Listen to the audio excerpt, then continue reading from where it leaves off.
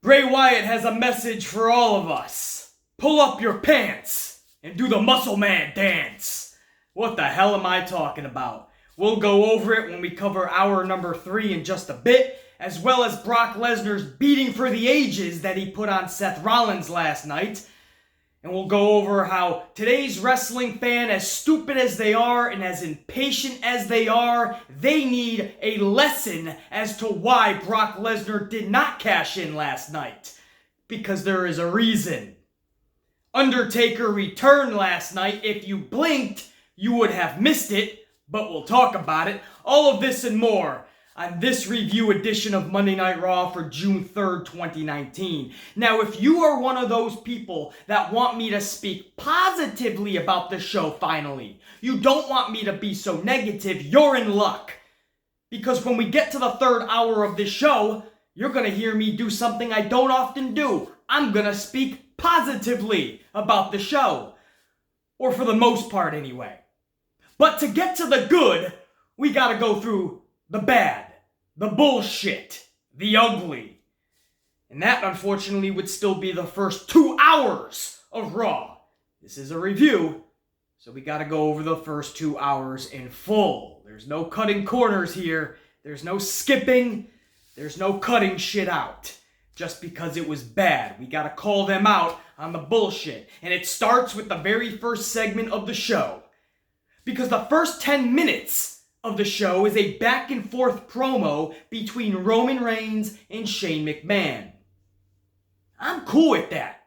I'm cool with seeing Shane McMahon versus Roman Reigns on any stage, in any city, on any show. So you want to put him at Saudi Arabia, I'm cool with that. What I'm not cool with is Shane nonchalantly slipping in the not so minor detail that Roman Reigns would face Drew McIntyre in a WrestleMania rematch at Stomping Ground, June 23rd. Why? Why do we need to see that match again when nobody wanted to see Roman versus Drew McIntyre the first time at Mania? Because we knew what it would consist of. 10-minute match with Roman making Drew McIntyre look like he's his bitch. We don't need to see that. Drew McIntyre needs W's right now. Drew McIntyre needs to look like a beast. He's got the look, the persona, he's got the mic skills, he's got the wrestling ability that we've seen in NXT way more than his first run in WWE. Why not give this guy the chance, the opportunities? He's got the tools. Instead, we get Roman and Drew again for Stomping Ground. The first match announced for Stomping Ground, June 23rd, which will be a couple weeks after Friday's Saudi Arabia show. So there's already only going to be 2 weeks to build the entire card. And the one thing you got us to look forward to is Roman and Drew Part 2. Like anybody gave a shit about 1. Part 1, everybody tried to forget about it. Now you're going to try to put it back in our dome pieces. Fucking A. This all just led to a 6-man tag match. Drew in the Revival versus Roman and the Usos. This was a 14-minute match from bell to bell. McIntyre ultimately picks up the W for his team, and then we begin a beatdown on Roman by Shane, Drew, and the Revival. So all this is to gain some more sympathy for Roman, so when Roman gets the W over Shane at Saudi Arabia, and Roman gets the W over Drew at Stomping Grounds, everybody will be giving him the, yeah, great revenge, Roman. I'm not buying into it at all. First of all, I'm a huge Shane McMahon fan, so I would love to see Shane go over Roman. That'll never happen. Vince McMahon's boy, his pride and joy, is Roman Reigns. There's no way Shane's going over there unless there is some huge dastardly deeds that occur. Hey, I'm down with it. And then on top of that, Drew McIntyre, I feel absolutely has to beat Roman Reigns at Stomping Grounds. I also don't see that happening because I see Roman Reigns being groomed to be a Universal Champion down the road. And I've been saying it for a month now. Who knows? Vince may make Roman 2 belts. And somehow Roman Reigns gets both championships down the road. Who knows, man? All I know is the entire first half an hour of this show was just to build up Roman Reigns. We'll tear him down, and then he'll get the big W over Shane Friday, the big W over Drew on the 23rd, and June will be the month of the empire of Roman Reigns. And again, my biggest concern with that is the Roman Reigns character is dying off. It is stale. I need more from that character. At this point, it doesn't even have to be a heel turn. Just give me something that I care about in Roman Reigns. A regurgitated match with Drew McIntyre at the end of the month will not do it. Next up, Rollins is on Miz TV. Matt McConaughey from Dazed and Confused is in the audience. My favorite movie of all time. So you have Miz come out and give a little bit of an alright. That was the character of Wooderson in that movie. That's who Matt McConaughey played. Again, the movie is Dazed and Confused. Go check it out, guys. It's an amazing movie. That's where one of my favorite lines from Slater's Son. He's in that movie and he says, check you later. And that was my tagline at the end of every video for the longest time. I've since shortened that to just check you. That's an old thing we used to do back when I was in the big house prison. There would be, you'd have some of your either cellmates or just podmates, they'd be leaving to go back on the outside and they'd be entering the world. And you want them to do good, so you would give them, a bro hug. You look at them and you just say, check you. In other words, when I get out, I'll be checking up on you and we'll talk, man. You do good. So, check you later. Came from Dazed and Confused. It got shortened to check you, and that's how I end all my videos now. Just to check you. Just telling you guys, stay good, be on your game, and we'll talk soon.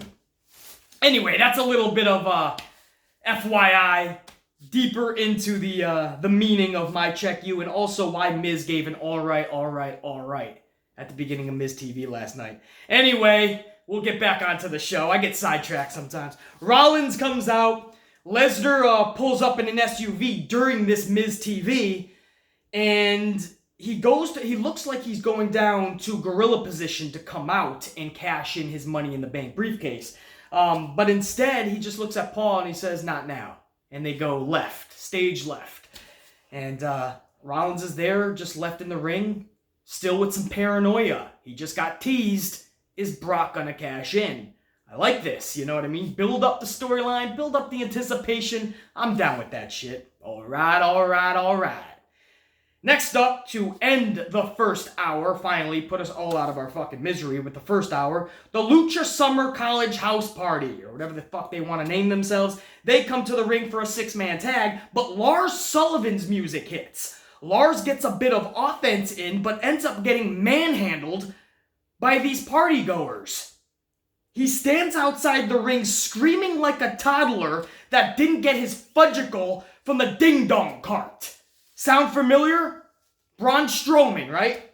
Just another Braun Strowman. That's how I look at Lars Sullivan. I look at Lars Sullivan and Braun Strowman, and I can't help but think, no matter how old they are, they're always going to be sitting at the kiddie table. While the grown adults talk at the other tables, the main tables. Unfucking real, man. Lars Sullivan looked like a fucking bitch last night. You build him up to be this monster, and just like Braun Strowman, you make him look like a clown instead. Great job, Vince. Hour number 2. Becky Lynch starts this hour off. This is a promo that she cuts. Pretty fiery, too. Becky Lynch brought some fire and passion into that promo. I always like to see that. Lacey Evans comes out, and they actually have a pretty good back and forth. The fire from Becky Lynch, the sassiness of Lacey Evans, and she is on her game too, man. Lacey Evans on that mic is straight gold. And then, of course, here comes Charlotte Flair and this stupid fucking wild card rule. I assure you guys, when I was 17 years old, I was pretty much a certified alcoholic. Back in the day, we did this weird thing, this weird concept for today's day and age. Back in the day, we did this thing called manning up, right? We were fucking hardcore back in the day. We didn't go to see fucking professionals for every little thing. We just knew what the fuck we were. We knew what we were doing, right? Today's generation, everybody needs to fucking put a label on everything. Today's generation is pussified. But I knew at the age of 17 years old that I was pretty much an alcoholic, right? I was drinking 30 fucking beers a day, a fucking liter of fucking vodka, and making horrible decisions. That's an alcoholic. Now, as I grew up, I've learned to drink responsibly, and I'm actually a mature adult. Who would have thought? Or for the most part, anyway. But this wild card rule makes me want to fucking drink heavily to the point of alcoholism every single time it rears its ugly head. Nobody needs a wild card rule. It is stupid. It is bullshit. It is blurring the lines between brands, and it's actually making each brand, it's deflating its value. It's making it look like a joke. There is no more brand split. On top of that, it seems to be the same wild cards every week. So how wild are they? Again, even if you don't drink, this wild card rule will force you to drink. Make a recovering alcoholic an alcoholic once more. Don't worry, guys. I'm staying on my game, though. You know what I mean? I still have a nice drink here and there. Don't worry, by the way. I grew up, I was 17 years old and an idiot. But, I put some comedy in here, right? And this wild card rule force you to become an alcoholic. But the truth is, it is that stupid, and you will lose brain cells, and you almost have to have a fucking drink to put up, not even keep up, put up with this shit. It's horrible, man. This wildcard rule is dumb as fuck. Just merge the brands. If you fucked up, if you didn't make or create enough stars that admit you fucked up, and merge your brands. They're already canceling Monday house shows for SmackDown, guys. The last month, or the upcoming month, they're supposed to have a house show for SmackDown while Raw is doing their Raw USA Network shows. They canceled them. So you're already canceling SmackDown shows for Raw. You might as well just end the split. You're already losing house show money. Not like you were drawing a lot of money from house shows anyway, because nobody was showing up. Hopefully this all makes fucking sense. Anyway, where did I leave off? Oh yeah, I went in a whole fucking spiel about the wildcard rule. So anyway, Charlotte comes out, and this leads to a little back and forth between Lacey and Charlotte on the mic, but not for long, because Lacey lands a right hook on Charlotte. It was kind of like a half a hook. She didn't get all of it. Charlotte just went down to like a knee, maybe both knees, but she was like, oh my god, it was almost like somebody fucking spilt some tea on her. Didn't look like nobody punched her in the face. So I don't know what that was, man. That was a poor right hook by Lacey, but it was a little message nonetheless. This sets up an impromptu match with Charlotte and Lacey. Started as a brawl, but ended up toning down after a bit. Not that it mattered, because Becky Lynch interfered, making the entire match irrelevant. If Becky was just going to interfere and take out Lacey Evans, why not do it earlier in the match and save us the suffering of Charlotte and Lacey for 10 minutes? She takes out Evans, and that was that. Are you excited to see Lynch and Evans any more than you were before the match? The answer is no. They're good on the microphone. I would have just, hey, give me another 10 minutes if you need to, Vince. Give me 10 minutes on the mic, Lacey and Becky. They're gold. They're straight fire on the mic. I didn't need to see Charlotte come out for no reason and have a match with Lacey and Becky come in like she's a fucking... Becky Lynch's character is supposed to be badass, face to face. So why is she sneaking in after these two women are putting on a 10-minute match and exhausted, and then Becky needs to sneak in and take out Evans? It makes her look weak. Just like the match leading into WrestleMania with Rousey and Charlotte, and you had Becky Lynch hopping around on one leg for 2 months. Rey Mysterio's out next. He has to forfeit his United States title. He's trying to be a man about it. He's forfeiting it to Samoa Joe. For some reason, they're not doing a tournament or anything, and I'm okay with that. I can't stand 100 pro wrestling tournaments. I don't need to see a fucking 7-week-long scripted tournament to find out who's better than the other. Can't stand tournaments in pro wrestling. So I guess that's good. But I still just don't understand why Samoa Joe would just get it. Is it because his shoulders were not down and he wrongfully lost it? Is this the first time WWE is actually doing the right thing and giving it back to its rightful owner? So as much as I don't understand it, on the other hand, it's the right thing to do. So Samoa Joe gets the championship. Rey Mysterio lays it down on the mat and says, it's yours. You have to pick it up. You get it. And he says, I'll see you down the line. And he goes to turn around. Samoa Joe's like, the title isn't good enough. I want to make you fucking pay for my 2 weeks of not having the title. So as Rey Mysterio's leaving, Samoa Joe gets him from behind and gets him in the coquina clutch. And he passes out Rey Mysterio. So Mysterio will be out for a little bit, and that's his parting present, his going away present. It's a big fuck you by Samoa Joe. And I'll take my title. Braun Strowman is out next, looking upset, like his mother forgot to pack his Capri Sun and chocolate pudding into his lunchbox. Where's my Capri Sun? He's out there to have an arm wrestling match with Bobby Lashley. This was actually well done. Lashley played the procrastinating heel perfectly. He kept stalling to get into position. He kept fucking getting out of position. At one point, he had to get like some lifting powder so he gets a better grip. It would end up with Braun Strowman beating Bobby Lashley. And Lashley, obviously, as the heel, was not going to let that happen. So after he got beat arm wrestling-wise, Lashley then engulfed Braun's vision with a big handful of that powder. He then gave him a devastating Braun Strowman power slam. So Lashley used Braun's own maneuver in devastating fashion. I don't know if it was meant to be devastating, but because Braun is so huge, it was a devastating power slam. So, I know that's not the popular opinion to say, right? You like the Bobby Lashley Braun Strowman segment? BC, man, you're going nuts. It was well done. What do you want me to say? It broke up the fucking show nicely.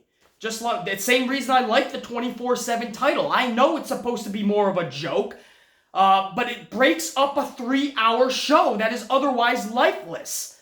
You know, normally these arm wrestling things are stupid, yes. I didn't mind this one. Deal with it, man. I liked it. Hour number 2 concluded with Nikki Cross versus Peyton Royce.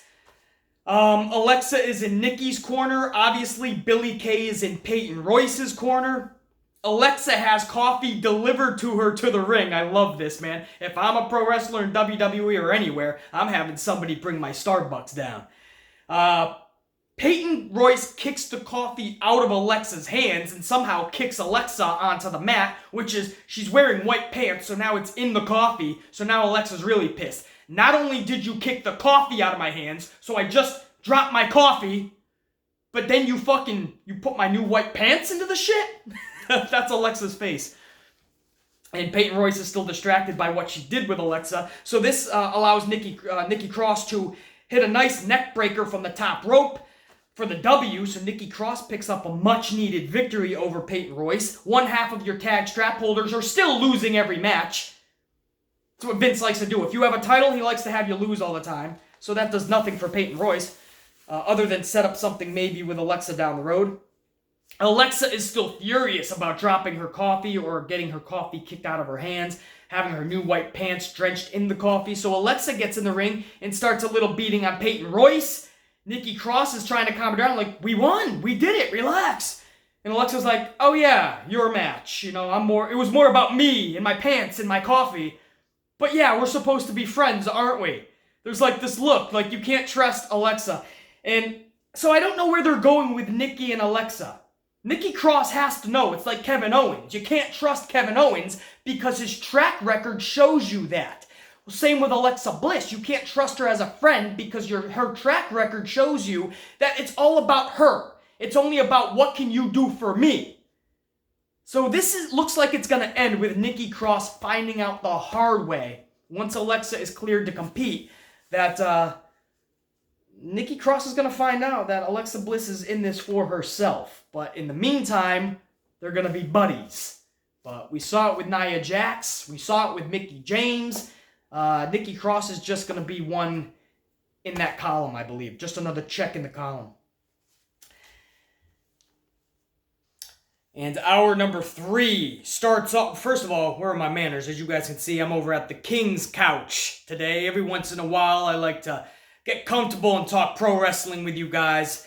Much more relaxed atmosphere. Some of you guys may know Paulito, right? Mitch Jr. is on the other side of the King's Castle. Over here, we got Paulito. This is a real-life tropical plant we got from Orlando. It is a palm tree. It's not one of the ones that you, see when you're in Orlando or LA.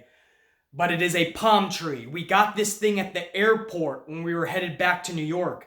We were in an Orlando airport, man, MCO. And it was just in, this little box. And we're like, there's no way we're gonna make this thing become a real-life fucking tropical plant. A fucking palm tree. But I gave it a shot and ba-boom! And again, we named him Paulito. He is it's a real thing. It is a living thing, Paulito. So just recently, I got him Mrs. Flaminga. That's this little lady right here. I felt like, he's originally from Orlando. This palm tree needs to kind of be in his atmosphere, his setting. You know what I mean? Maybe New York City isn't exactly what he loves. So I brought a little bit of Florida to join him. Mrs. Flaminga, meet Paulito. Paulito, Miss Flaminga. So far, they're getting along. We'll see what happens. Right? As long as he keeps prospering and keeps growing. Because, guys, I'm telling you, this thing was like this big when I got him. Now look at him. Not bad, right? They said I couldn't take care of things. What the hell? Hour number 3, Seth Rollins calls out Brock Lesnar, gets Corbin instead. Corbin hits Rollins with an end of days, and then Lesnar's music hits. Lesnar comes down to the ring and totally annihilates Rollins. If you guys remember, this was like a beating that Lesnar gave Rollins several months ago, before WrestleMania, right? I think it was leading into that feud, I believe. It had to have been. But Lesnar gave Rollins a pretty severe beating beforehand as well on Raw. A few months ago, this was one of those type of beatings, maybe even more severe, man. There was chair shots, there was suplex city bitches, there was an F5 on the outside, then he brought him back in, more chair shots. He went to leave, then he came back and gave him some briefcase shots to the back. Rollins, you could see welts on his back, you could see his back bloodied. So he definitely took a beating that I know he'll be feeling this morning. Paul Heyman is yelling to Lesnar, cash in, what are you doing? And Lesnar is screaming, Friday, Paul, Friday. And that's where we are, man. Rollins gets sent out on a stretcher. Backstage, he's shipped out in an ambulance. Becky Lynch, his real-life girlfriend, who they blurred the line storyline-wise, so they are showing Becky Lynch as his girlfriend on air as well. Becky Lynch went into the ambulance with him, and the ambulance drove off, and that was the segment. I love the segment, man. The whole night you're teasing this cash in. Only a real newer wrestling fan, or just a stupid wrestling fan, would actually believe Lesnar was cashing in last night. So if you see people really angry, those are just ignorant wrestling fans that just honestly thought he was. No, that's not how Vince works. That's not how WWE works. That's not how pro wrestling works. You have to set it up, antagonize, tease, build up anticipation, do all those things, or at least try to. But we all knew that shit was going to go down Friday at Saudi Arabia. We all knew that. So anybody that thought Monday Night Raw something was going to happen, no, man. They're going to tease it. They're going to antagonize you. They're going to poke your butt, push your buttons, bro. Poke at you.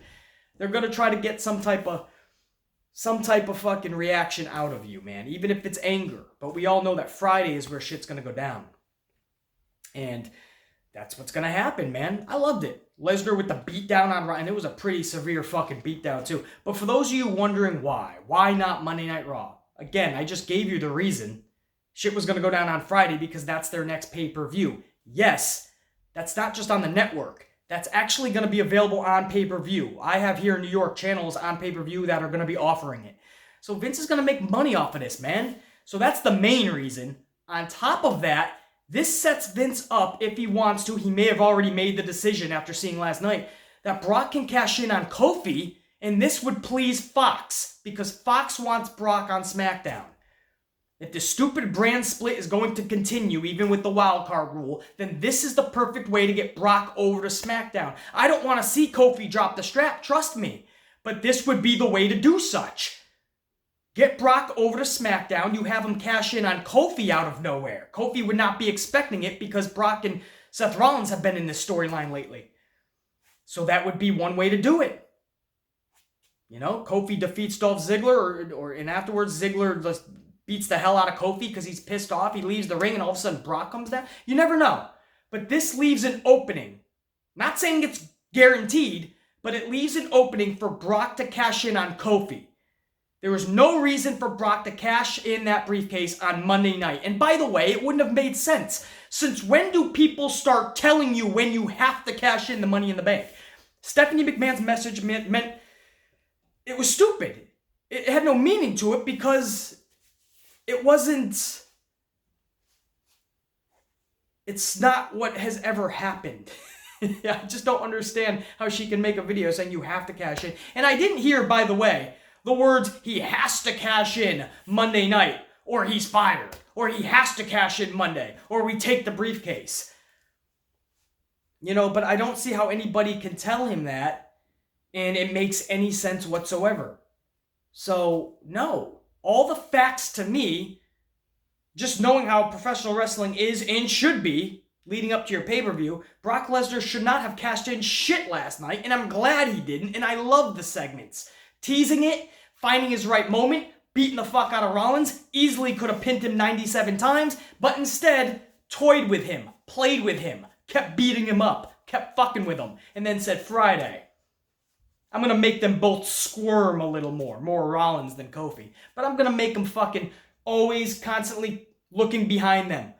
Eyes behind in the back of your head, right? One of those scenarios. The panic and the fear of Brock always being in your shadow. I'm gonna fucking play that out a little longer. That fits Brock's character. Relax.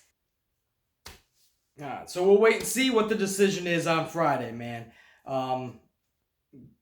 Yeah, it's amazing to see how many people thought or honestly believed he was going to cash in last night. It's honestly, it's astounding. And it's some of these people are supposed to be reputable people on this platform or in the industry. And they're like, what the hell? It was teased. This is typical WWE. And then if he did cash in, because he's not going to unsuccessfully cash, if he did cash in, and Rollins drops the strap last night, you'd be hearing him bitch and moan anyway. So they're probably pissed off that they didn't have a chance to really bitch and moan, so they're bitching moaning about not being able to bitch and moan. These fucking people, man. And then you wonder why I call these fuckers clowns. Then you wonder why the Amplified Man says, I'm up here and everyone else is down here. Because I know, logically, my way of thinking has the most common sense and knowledge and research and fact-based truth bombs behind it. Everyone else is swimming in the stupidity waters to no end. Unfucking real, man. Bray Wyatt, Firefly Funhouse. Probably the best episode I've seen yet. His new friend, Huskus the Pig, who is supposed to be him when he was first starting out in the business as Husky Harris. That's why he's Huskus the Pig. Remember Bray Wyatt, when he first came onto the scene, his name was Husky Harris. And Bray is pretty much, I don't know if so much making fun of Husky Harris, but basically telling him, you know, you're gonna enter a whole new realm. Don't you worry. You're only gonna be this ugly fat pig for so long. You're gonna reap the rewards in life soon. And he's basically telling Huskus the Pig that soon, you know, your dreams are gonna come true, basically. People are gonna tell you that you're doing great and you have the whole world in your hands. Sound familiar? So it's like the evolution. Huskus the Pig will turn into something special, like Husky Harris turned into Bray Wyatt. And Bray also introduced a new little music video after he introduced his Vince McMahon character. That's right, it was a McMahon with devil horns. Fitting, because that's how everyone views Vince McMahon. And you guys remember the music video that McMahon did back in the 80s? I forgot the fucking lyrics, nor am I going to recite them. But Vince McMahon did a video where he kept on pulling up his pants and he was looking all jacked. So Bray Wyatt was basically playing off that, making fun of it, so to speak. And his new song is Pull Up Your Pants and Do the Muscle Man Dance. And it is one of the greatest things you will ever see, not just having to do with Bray Wyatt, but just pro wrestling in general. If you know Bray Wyatt and you see him dancing to Pull Up Your Pants and Do the Muscle Man Dance, if you ain't LOLing or if it's not one of the best things you've seen in a long time, man, check the old pulse. Because that was great. I want to see so many variations of Bray Wyatt when he returns now. I want to see Pull Up Your Pants, Do the Muscle Man Dance Bray Wyatt. I want to see that evil, villainous, kind of Saw type character Bray Wyatt. I used to like the old school Bray Wyatt with the fucking Wyatt family. So Bray Wyatt is straight gold anyway. You give him his creative freedom and he's going to show you a whole new realm and possibility of what a character truly can be. So he introduces Huskus the Pig, Devil Vince McMahon, in his new song, Pull Up Your Pants, Do the Muscle Man Dance! I loved the entire segment, as I'm pretty sure we all did. Triple H then comes out. Fans are chanting, NXT, NXT, and Triple H is like, yeah, okay, but I'm here to talk about Randy Orton. Totally dismisses the NXT chants. As rude as you could be, man. The poor fans are like, oh, okay. I think Triple H just didn't want to get Vince McMahon pissed off, to be honest. He gave that look like, guys, you're going to fucking piss off the old man. You're going to get me in trouble. So he's like, that's great. It's almost like Vince doesn't want to hear shit about NXT. I honestly don't think Triple H talks a lot of NXT with Vince McMahon. I really don't. I think there was something in Triple H's face last night when they were chanting NXT. It looked like, fuck, Vince is going to get pissed. I got to get down to WWE business. And the second he says Randy Orton, Kevin Dunn plays Randy Orton's music. So we get that NXT chant behind us. Something was up there, man. So here comes Randy Orton. They have a little back and forth on the mic. It's not a I hate you type promo. They're kind of having some fun together. Triple H even tells Orton, I meant what I said years ago when I said you were the absolute best in this business. Randy Orton comes out with an awesome line as Triple H goes to walk away. Orton asks Triple H if he'd do him one favor and retrieve his balls from Stephanie's purse. H comes back pissed off, gets in his face, and says, yeah, you know what? That's probably a good idea because they're just so big. They're just so big. Maybe I can put them in my travel bag and try to put them up in the upper compartment on the plane. Maybe that'll work. But he goes up to Orton and he says, you wouldn't know anything about that because you never had any. A big ooh, ah from the crowd, even from the amplified, man. Even at home, I let out an oh, burn, mic drop. So, creatively speaking, I don't know if Triple H came up with that line or if that was one of the 617 writers, but that was a very good back and forth. Retrieve your balls from Stephanie's purse. H comes back and says, yeah, you wouldn't know anything about that because you don't have any or you never had any. Loved the back and forth there. And I love how they're not trying to make something in just a couple of weeks out of nothing. Sure, you could rest on their past, which is prevalent, and there's a lot to go on. But with only a couple weeks, that's too much info for people to comprehend, man. So let's just talk what it is. A little friendly, I'm still better than you. No, just like you said I'm the best wrestler you've ever seen, I'm still better than you. Let's find out Friday. So they're keeping it kind of simple, but also sending each other some parting presents as well. Some going away presents, some jabs, some shots. I love that. Did we conclude? No. You know what? We had a match first before we get to Taker. The last match of the night, the main event, was Ricochet versus Cesaro. This was the rubber match. Usually I hate regurgitated rematches, but you know what? Ricochet and Cesaro, I liked match 1. I like match 2 even better. They each got one victory. We have to see a rubber match. On top of that, it's Ricochet and Cesaro, so you know you're going to get a good wrestling match. Last night's match didn't live up to expectations. I was hoping the rubber match would have a lot more time and a lot more we haven't seen between these two. It didn't. In fact, match 2 remains my favorite match between the three. Last night maybe over match 1, but it didn't live up to what it could have been. But nonetheless, it's Ricochet and Cesaro, so it was a good match. Ricochet rolls up Cesaro for the W. Cesaro attacks Ricochet in true heel form post-match. I like this. No handshake here. It's just Cesaro acting like a true fucking heel. Cesaro saying, I'm better than you, and I don't know how the fuck you squeaked that win off of me. And I loved it. Cesaro then goes to get a table from underneath the ring, and R-Truth, you can't make this shit up, R-Truth is on the table. Like, that's where Truth is trying to hide from the rest of the locker room because he still has that 24/7 title. And Cesaro is so strong that he doesn't even, he's just getting he thinks the title, I don't know, fuck, the table is fucking extra weight. Who the fuck knows? But Cesaro's so strong that he's lifting the table like nothing with Truth on it. And he realizes Truth is on it. And Truth just looks at him and just smiles like, you got me. Now, once Truth is exposed and once his cover is blown, all the fucking superstars start coming out from the locker room. The locker room empties out to ringside. Truth is able to escape back into the ring, but into the trap of one Drake Maverick. Carmella comes out of nowhere with a super kick on Maverick. Drake goes down. His wanted flyers go everywhere. And once again, Truth and Carmella are on the run. They are literally the modern day Bonnie and Clyde of today, and I love it. I look at Truth and Carmella as Bonnie and Clyde.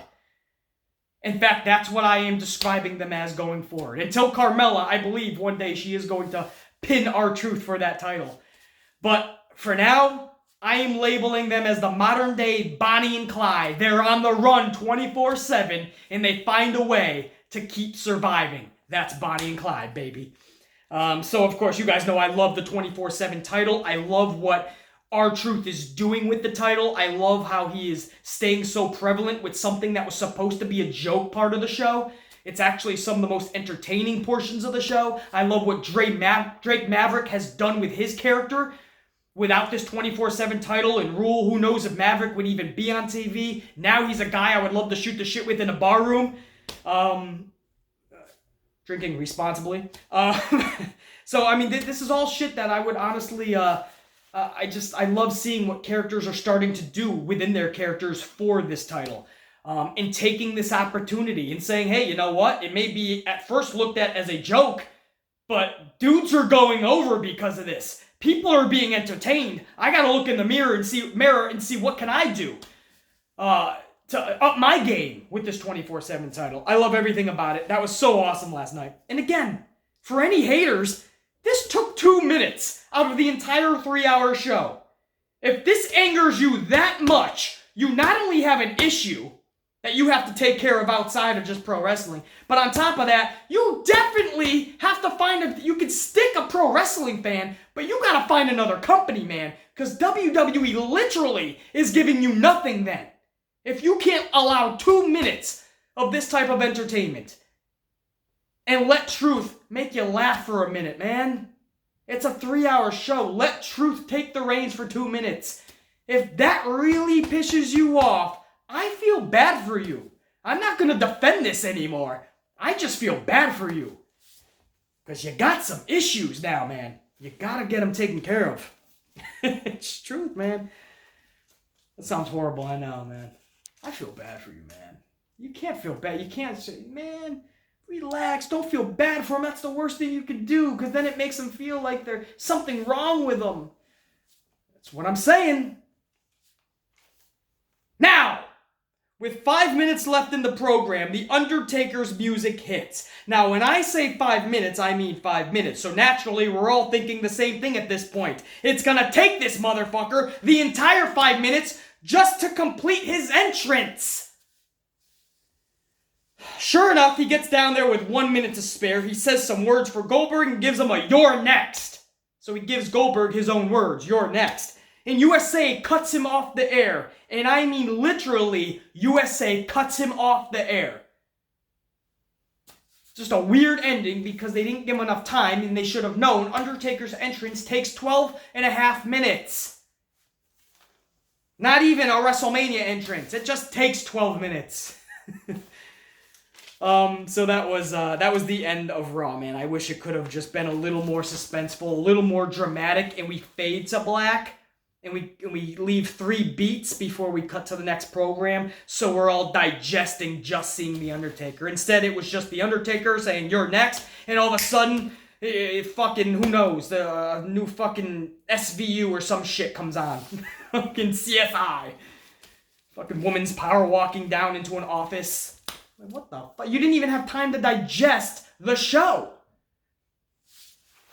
But, not gonna shit on the whole show, because again, that last hour saved the show from being a complete shit show. Now, you're still gonna get some fucking morons. Some people that claim they review the show in a straight, fact-based, truthful way, and they'll shit on the entire show when, yeah, bullshit. If you're gonna tell me Bray Wyatt's Firefly Funhouse segment wasn't awesome, I'm gonna call you a fucking fraud in the community. If you're gonna tell me that seeing The Undertaker back in the ring isn't a cool moment, I'm gonna call you a fraud in the community. If you're gonna tell me that R-Truth coming out from underneath the ring, that's where he was hiding, nobody had any fucking idea that wasn't fucking cool and laughable for truth, I'll call you a fraud in the community. If you're gonna tell me Ricochet and Cesaro don't deserve a rubber match on a wrestling show, 2 awesome wrestlers, they don't deserve to find out the best out of 3 series, I'm gonna call you a fraud in the community.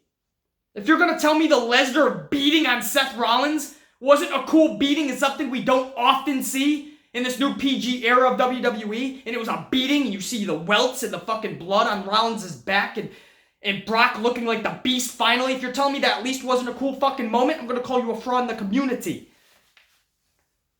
I could go on and on. That 3rd hour packed a punch. Of course it could have been better. Of course we would have written some things differently. But packed a punch. There was a lot of things in that 3rd hour we could be pleased about, in steps in the right direction. I'm probably the only motherfucker that's gonna say that, right? Because I'm supposed to just shit on everything. It's a thing to do. That way I'll get more viewers and more subscribers. Because I'm the negative guy, and they're all gonna watch me and watch me blow a gasket, right? I'm the crazy guy on YouTube. Let me subscribe because he's nuts. No, I'm not here to fill an agenda. I'm here to talk pro wrestling and WWE more specifically until AEW really gets off the ground. But I'm here to talk pro wrestling in the most fact-based, knowledgeable, truthful way that I possibly can. I'm not here to fill an agenda. I'm not here to try to get a certain type of audience. I'm not here just to appease an audience that claims they don't watch the show and just want to watch the Amplified Man flip out on how bad the show was. And then when I say there were some good parts, people like to get pissed off at me. Bullshit, BC. It was trash. Just say what it was. No, you just didn't watch and you're pissed off because I said some parts were good. And now you're pissed off because you missed it and you got to go back and watch some of it. You take that up with yourself. I watched the entire 3 hours. In the last hour, I was entertained. Could have been better, of course. That's the motto of WWE the past 10 plus years. I was entertained on the 3rd hour. No question. Steps in the right direction. We'll all tune in. Whether you love it or you hate it. You know you're going to tune in Friday. You know you are. Unless you just seriously don't have the network and then you're just going to hope that it's horrible and hope that your YouTubers get in front of the camera and talk about how bad it was. That way you feel better about yourself because you don't have the network and you didn't watch it and it was trash. So everything is right in the world. But I'll be watching, and if it's good, you're gonna hear about it, so be prepared. What? It was good? I gotta watch it? Fuck, BC! We'll go on to SmackDown tonight, and of course, we'll do this again tomorrow, guys, and we'll talk every little detail of SmackDown tonight. We'll talk about it tomorrow morning. And you know, factually, truth-based, the most real reaction you're gonna get is always gonna be right here on the Amplified channel, man. I assure you. That's not just some fun little tagline. That's not shots to any other person on the platform. That's just the truth, man. And sometimes the truth hurts. Amplified man. For now, check you. You good, Paulito? You need some coffee?